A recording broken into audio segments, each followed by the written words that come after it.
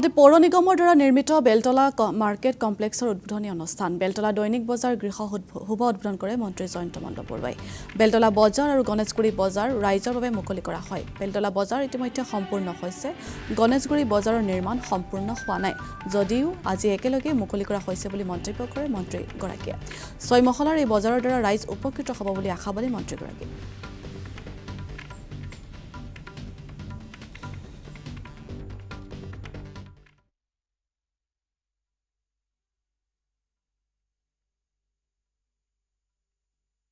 গণেশগুৰি বজাৰৰ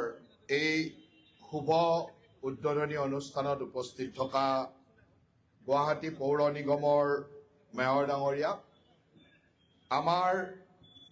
এই অঞ্চলৰ সন্মানীয় বিধায়ক অতুল বৰা ডাঙৰীয়া GMDৰ অধ্যক্ষ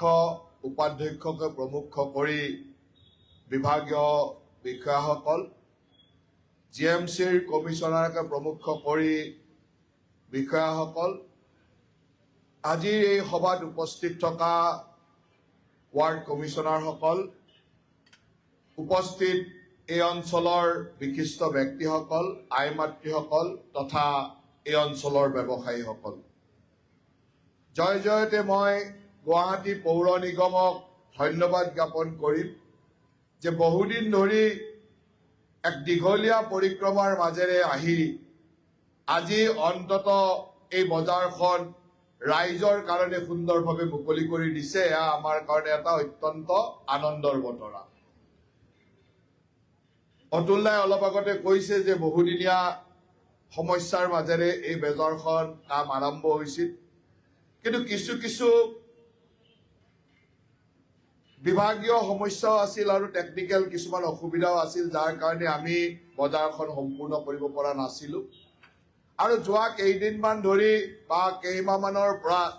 আমি ইয়াক খুব ক্ষিপ্ৰতাৰে কেনেকৈ সম্পূৰ্ণ কৰিব পাৰি বিশেষকৈ দায়িত্ব লোৱাৰ পিছতে মই ইয়াক চেষ্টা কৰিছিলো যে ইয়াক কেনেকৈ সম্পূৰ্ণ কৰিব পাৰি এতিয়াও কিছু সমস্যা আছে কাৰিকৰী সমস্যা বা ডিজাইনৰ সমস্যা এইসমূহ আমি ৰেক্টিফিকেশ্যন কৰিব লাগিব কিন্তু বৰ্তমান আমি এই বজাৰখন ৰাইজৰ সেৱাত আজিৰে পৰা মুকলি কৰি দিছো আৰু ইয়াৰ পৰাই উলুবাৰী বজাৰ আমাৰ গণেশগুৰি বজাৰখনো আভাষিকভাৱে ভাৰ্চুৱেলি আমি ইয়াৰ পৰাই আজিয়ে মুকলি কৰিছো